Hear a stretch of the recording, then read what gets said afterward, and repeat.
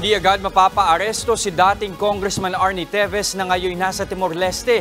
Yan ay kahit pa pinakansela na ng korte ang kanyang pasaporte. Nasa frontline ng balitang yan si Rainiel Pawi. Lubos ang pasasalamat ni Pamplona Mayor Janice Degamos sa utos ng Manila Regional Trial Court Branch 51 na agarang pagkansela ng pasaporte ni dating Congressman Arnolfo Teves Jr. Si Teves ang itinuturong mastermind sa pagpaslang sa kanyang mister na si Negros Oriental Governor Roel Degamo. That is a step closer to, through it, mas government can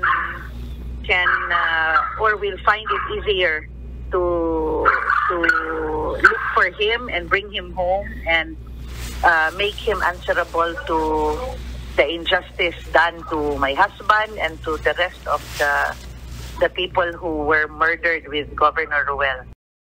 Ikinatuwa rin ito ni Interior Secretary Benher Abalos. Mabibigyan na rin daw ng hustisya ang mga kaanak ng ibang nasawi kasama ni Governor Degamo. Walang makakaligtas sa hustisya.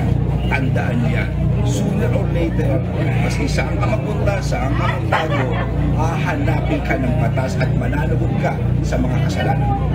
Sa utos ng korte, ang Department of Foreign Affairs ang magkakansela ng passport ni Teves, habang ang National Bureau of Investigation ang magpapauwi sa kanya. Nilinaw naman ng DFA na kahit kanselado na ang pasaporte, hindi nila agad mapauuwi ng bansa ang dating kongresista. Wala raw kasing police power ang embahada at konsulado sa ibang bansa.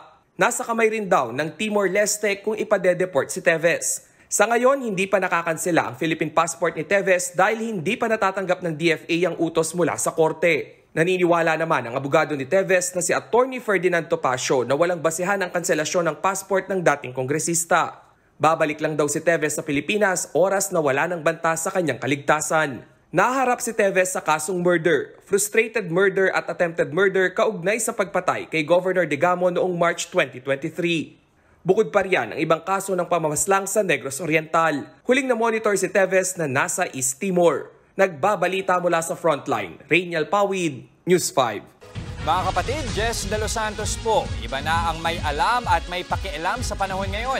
Para sa tuloy-tuloy na balitaan sa frontline kahit weekend, mag-follow at